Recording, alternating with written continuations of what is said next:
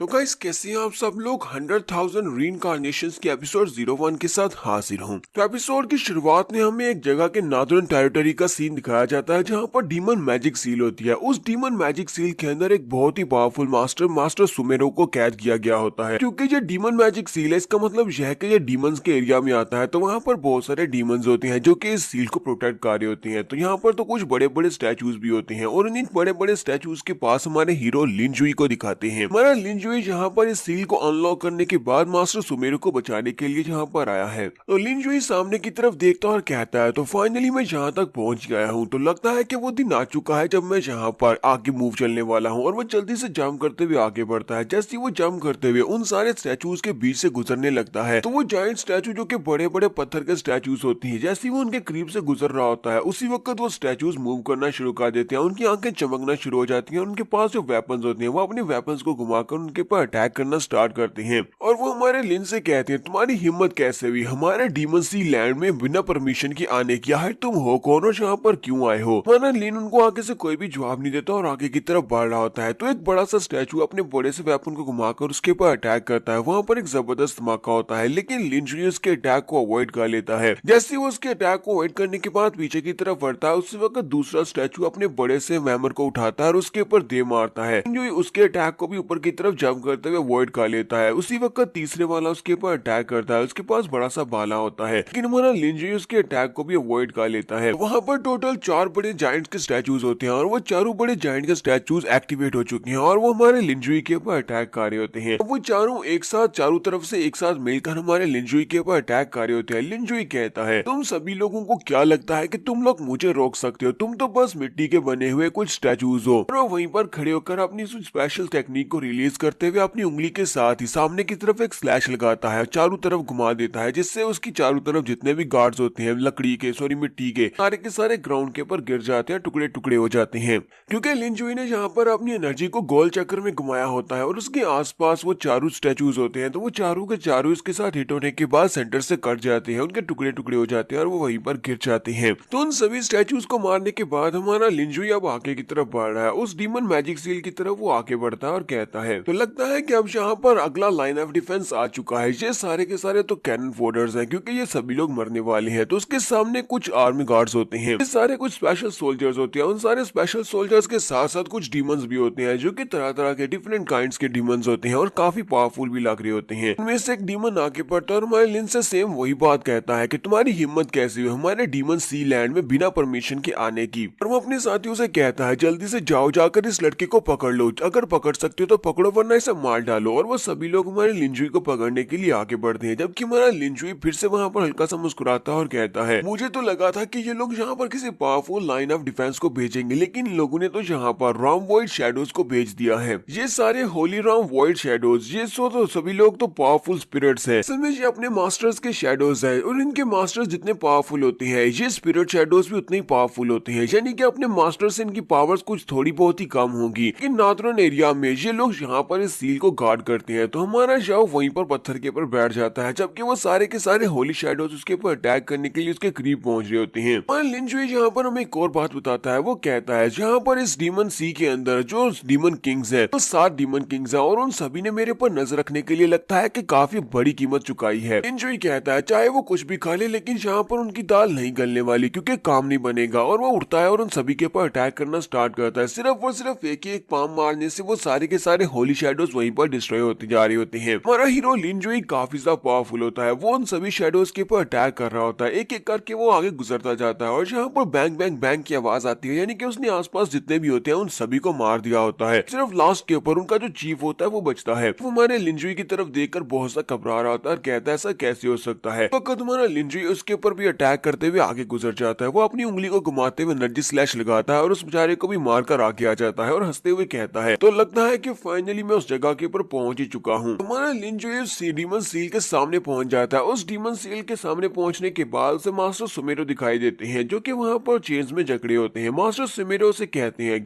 कौन हो तुम और तुम यहाँ पर कर क्या रहे हो। तुम्हारा लिन उसे कहता है, प्लीज मास्टर सुमेरो मुझे माफ करना, मैं जहाँ पर आपको डिस्टर्ब तो बिल्कुल भी नहीं करना चाहता था, लेकिन आज मेरी जहाँ पर अपॉइंटमेंट है आपके साथ, इसलिए मैं जहाँ पर हूँ। तो मास्टर सुमेरो से कहते हैं, तुम्हारी अपीयरेंस को देखकर तो बिल्कुल भी अंदाजा नहीं हो रहा कि यहाँ पर जो होली शैडो सील थी उसको तुमने तोड़ा है, यानी कि उन सारे के सारे शैडोज और उन बड़े स्टैचूज को तुमने हराया है, क्योंकि तुम तो सिर्फ और सिर्फ एक मोर्टल राम के कल्टीवेटर हो। मोर्टल राम के कल्टीवेटर्स इतने पावरफुल कैसे हो सकते हैं, मुझे बताओ कि तुम इतने पावरफुल क्यों हो। और साथ ही वो अपने हाथ के ऊपर अपनी पावर को रिलीज करते हैं। मास्टर सुमेरो से कहते हैं, तो चलो यहाँ पर तुम्हारा टेस्ट लेकर देखते हैं, क्या वाकई में तुम इतने स्ट्रॉन्ग हो। तो मास्टर सुमेरो अपने हाथ के ऊपर अपनी पावर्स को रिलीज करने के बाद लिनजुई से कहते हैं, जरा मेरे हाथ की तरफ देखो। तो लिनजुई उसके हाथ की तरफ देख रहा होता है, वो वहाँ पर जबरदस्त एनर्जी को रिलीज करते हैं, वो किसी स्पेशल टेक्निक को यूज कर रहे होते हैं। और लिनजुई अपनी जगह के ऊपर से हिलता भी नहीं है, उस सारी एनर्जी के सामने वो चुपचाप खड़ा होता है और साथ ही हंसते हुए कहता है, मास्टर सुमेरो आपकी ये वाली टेक्निक वाकई में बहुत ज्यादा पावरफुल टेक्निक है। इस दुनिया में बहुत ही कम ऐसी कल्टीवेशन टेक्निक्स है जो कि मेरी नजर में उतरती है, क्योंकि मैं इन टेक्निक्स को कुछ भी नहीं समझता, मैं तो इन सारी टेक्निक्स का मास्टर हूँ। तो मास्टर सुमेरो को भी यहाँ पर इस बात का अंदाजा हो जाता है। मास्टर सुमेरो कहते हैं, ये लड़का कोई सिंपल सा लड़का तो नहीं लगता, हालांकि इस लड़के के पास सिर्फ और सिर्फ मोर्टल राम की कल्टीवेशन है, दिखने में भी ये बहुत ज्यादा कमजोर लगता है। इस लड़के ने मेरे स्पेशल टेक्निक जिसको सनडाउ मेथड कहते हैं, इस टेक्निक को बड़ी आसानी के साथ समझ लिया। इसका मतलब यह है कि इसे ये टेक्निक पहले से पता है। तो हमारे लिनजाओ से कहते हैं, बताओ कि तुम कौन हो। तुम्हारा लिनजाओ से कहता है, तुम्हारा सवाल बहुत ही अच्छा है। हमारा लिनजाओ से कहता है, अच्छा ठीक है, फिर मैं तुम्हें यहाँ पर अपनी बैकग्राउंड स्टोरी के बारे में बताता हूँ। और यहीं पर हमारा सीन जो होता है वो फ्लैशबैक में चला जाता है। तो फ्लैशबैक में चले जाने के बाद हमें ट्रैफिक सीन दिखाया जाता है और हमारा मॉडर्न सिटी दिखाया जाता है। लिनजुई कहता है, मेरा नाम लिनजुई है, इस दिन मेरे एग्जाम्स होने थे, उसी दिन सड़क के ऊपर जाते हुए मेरा एक्सीडेंट हो गया था। अगर उस दिन मेरा एक्सीडेंट नहीं हुआ होता तो आज मैं एग्जाम रूम में बैठा होता, और उस एग्जाम के ऊपर डिपेंड करता कि मेरा फ्यूचर क्या होने वाला है, कि मैं फ्यूचर में क्या करूंगा। क्योंकि उस दिन हमारा लिनजुई एग्जाम के लिए काफी लेट होता है, वो बड़ी तेजी के साथ साइकिल चला रहा होता है और बड़ी तेजी के साथ साइकिल चलाते हुए आगे बढ़ता हुआ रोड को क्रॉस कर रहा होता है। हालांकि वहां पर रेड बत्ती होती है, लेकिन फिर भी साथ के ऊपर से एक ट्रक निकल आता है। वो ट्रक बिल्कुल भी ब्रेक नहीं लगाता और हमारा लिनजुई उसके नीचे आ जाता है और उसी के साथ ही वहीं पर लिनजुई की मौत हो जाती है। लिनजुई कहता है, मुझे इस बात में बिल्कुल भी भरोसा नहीं था कि मरने के बाद भी कोई नई जिंदगी होती है। तब मुझे लगा कि अब सब कुछ खत्म हो गया है और मैं मर चुका हूँ। उसी वक्त मैंने एक दूसरे वर्ल्ड को क्रॉस किया और मैं मोर्टल से इमोर्टल्स की दुनिया में चला आया। हमारा लिनजुई यहाँ पर रीइंकार्नेट होता है। लिनजुई रीइंकार्नेट होने के बाद एक घर में होता है, अपने बिस्तर के अंदर उठकर बैठता है और कहता है, ये कौन सी जगह है, मैं कौन सी जगह पर आ पहुंचा हूँ, मेरा तो अभी भी एक ट्रैफिक एक्सीडेंट हुआ था। वहां से बाहर की तरफ निकलता है तो बताता है, मैं अपनी दुनिया को पार करने के बाद एक ऐसी दुनिया में चला है जिसको होंगमेंग कॉन्टिनेंट कहते हैं। होंगमेंग कॉन्टिनेंट के ऊपर 3 पावरफुल क्लैन है और इस वक्त मैं जिस क्लैन के अंदर था, यानी जहाँ पर मैं रीइंकार्नेट हुआ था, उसको वैंगजियान क्लैन कहते हैं। होंगमेंग कॉन्टिनेंट का हिमनली इमोर्टल कल्टीवेशन क्लैन है। रीइंकार्नेट होने के बाद मुझे इस बारे में बिल्कुल भी आइडिया नहीं था कि मेरे पास अब किसकी बॉडी आ चुकी है, और मुझे ये भी नहीं पता था कि इसकी बॉडीज के अंदर कौन सी मेमोरीज है, क्योंकि मुझे नहीं पता कि मैं कौन हूँ और कहाँ से आया हूँ। लेकिन अब जबकि मैं वैंगजियान सेक्टर में था, होंगमेंग कॉन्टिनेंट में, मुझे पता था कि मुझे यहाँ पर रहना है। तो मुझे लगा कि शायद मैं भी यहाँ पर कल्टीवेट करके अपनी अपॉर्चुनिटीज को हासिल कर सकता हूँ और आगे बढ़ सकता हूँ। सबसे पहले तो मैं वैंगजियान सेक्टर के कुछ डिसाइपल्स के पास गया। मैंने जाकर उनसे बात की। मैंने उनसे कहा कि मैं यहाँ पर कल्टीवेशन को हासिल करना चाहता हूँ, मुझे मार्शल आर्ट सीखनी है, तो क्या तुम लोग मुझे अपने सेक्टर में ले लोगे।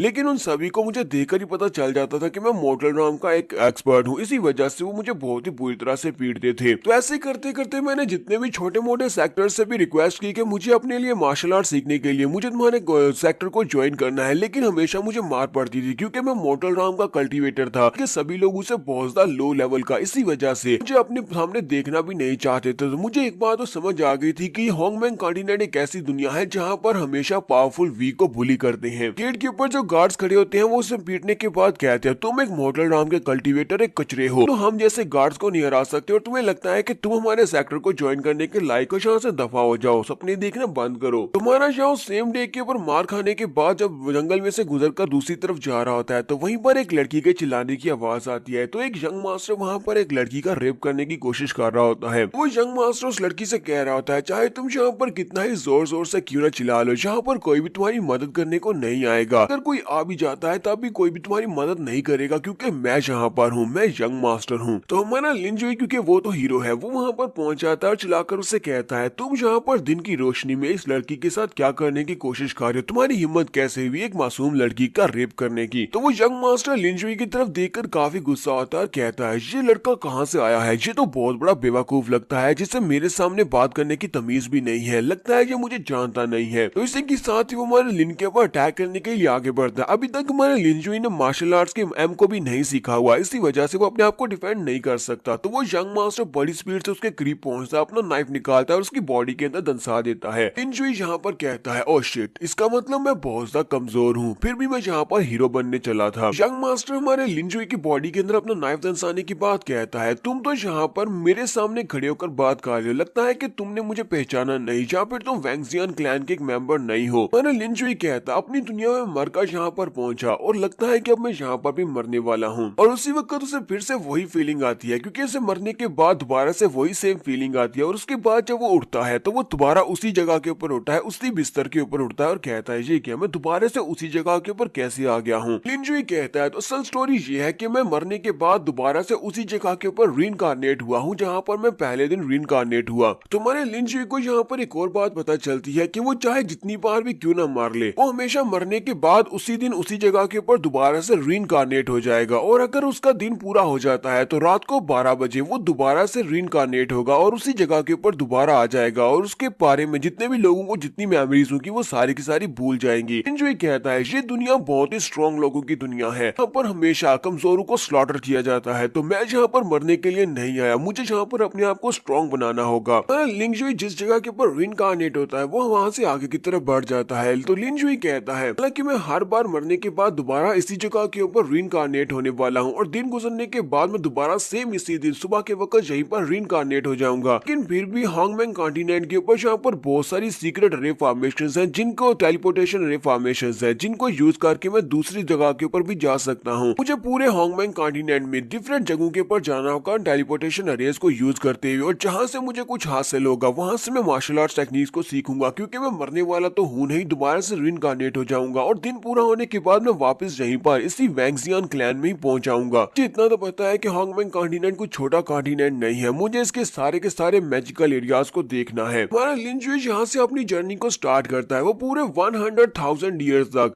सेम एक ही दिन में वो दोबारा से रीइंकार्नेट होता रहेगा। जब उसका ये रीइंकार्नेशन वाला कर्स टूटेगा तब तक 1 लाख साल गुजरने के बाद वो इतना ज्यादा पावरफुल हो चुका है कि वो बड़े बड़े डीमन किंग्स और बहुत सारे मॉन्स्टर्स को चुनौती दे सकता है। तो हम लोग यहाँ पर रीइंकार्नेशन की 01 एपिसोड का एंड करेंगे और नेक्स्ट एपिसोड में इसकी जर्नी को आगे कंटिन्यू करेंगे। अगर एपिसोड की एक्सप्लेनेशन अच्छी लगी हो तो कमेंट करके जरूर बताइएगा। चैनल को सब्सक्राइब कर दे, वीडियो को लाइक और शेयर कर